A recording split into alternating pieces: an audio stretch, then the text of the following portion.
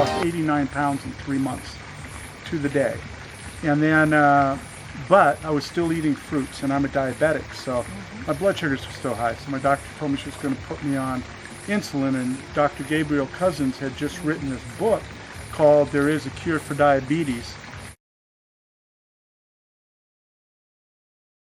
And I got that book. Dave and Yuta called him up in New Zealand and said, get this book.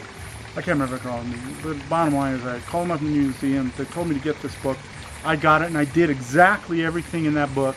And in 4 days, my blood sugars plummeted from the high 300s, like 380, 390. So you understand, if you're not diabetic, what your blood sugar should be running is somewhere between 80 and 90. I have consistently, since the 5th day of this diet, been running between 85 and 89 on my blood sugar, so right around 87. This has been going on now for 2 years. I mean, in 4 days, I got off of 3 diabetic meds, and I've seen many, many, many others do the exact same thing. So then I progressed along, and after about 2 years, I lost a little over 2 years. I lost about 230 pounds. That's amazing. Yeah, I have not been on diabetic medicines since 4 days. My kidneys were leaking proteins. My left kidney had a slight infection, if I got this part right. I got to double check everything with my doctor. But the bottom line is, I do know my kidneys were leaking massive amounts of protein in my blood system. And my first doctor told me that I was going to end up on a kidney dialysis machine. And he told me that there was no way to reverse this.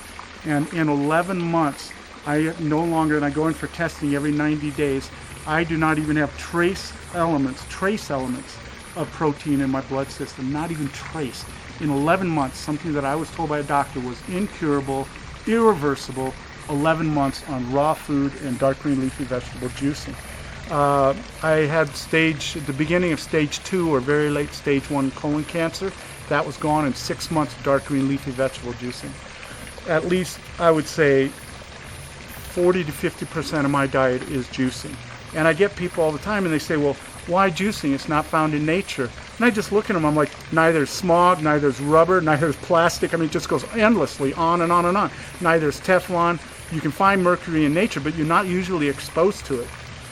You don't have these heavy metals, these toxins that are pouring down from us from rain because it pollutes up in the clouds and then it comes down and pours to us. I don't know if anybody's really aware of this, but the Inuit Indians that live in one of the remotest part of the world, their mothers now have massive amounts of mercury in their breast milk, and they were told to continue feeding the babies and not try and do anything about it. I don't understand that part of it, but it turns out that in the airflow in the skies, all this mercury goes up in the clouds from the developed nations, and then it dumps right on them in this little area, and it's so tragic, And I'm just looking at all this, I'm just going, humankind has never had to deal with any of this. So I think juicing, even though it's not found in nature, it's where we have to be because of the toxic environments that we've created. And I don't want to sound like some kind of fundamentalist, or I'm not a purist. I explained this to you earlier. I'm not a purist in anything, okay? But I can tell you this, I juice feasted for 4 months. I did not eat any food, and I drove my big rig. I still got all my fingers and toes. I worked 6 days a week. And all I did was I felt more energy and more energy and more energy until I was only sleeping maybe 2 to 3 hours every other day. And yet I felt fine, so it's kind of like freaking out because this isn't in the normal human sleep cycle.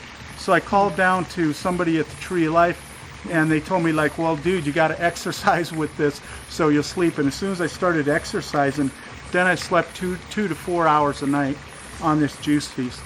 And then I started feeling vibrations of things. The first was a person named Kai at Chaco Canyon in Seattle. And I remember, what is this? I don't understand this. I walked toward him, and the stronger I got toward him, the more I felt the vibrations. And then on the 4 months of Juice Feast, after about day 64 or 65, I started feeling the vibrations of trees. Well, first I felt it in other animals, then I felt it in trees, and then flowers and plants and grass. And I was really perplexed by that because I'd never heard any of this stuff before. And I'd heard a little bit. Some people were having some ideas of what was going on, but I didn't understand this whole vibrational thing. So as this moved on, what I discovered, I met through the phone, it's really amazing, synchronicity of events, what I call the living life force. Chinese would call it Tao, Christians would call it God, you know, but this what I call the living life force, I experience this explosive love. It just comes out of my heart, and it just, I mean, it brings me to my knees and to tears. I can't begin to describe to you what it's like. And there are times when other people around me experience the same thing, so I know that it's real. In Gabriel Cousins' book, he called it a tornado of love, and I broke down weeping when I read that in one of his books, because I was calling it an explosion of love coming out of the heart. But I knew when I saw this picture he drew of what it felt like to him, that it was the exact same thing I was experiencing. And that kind of, okay, other people have experienced this, it's okay, you know. So then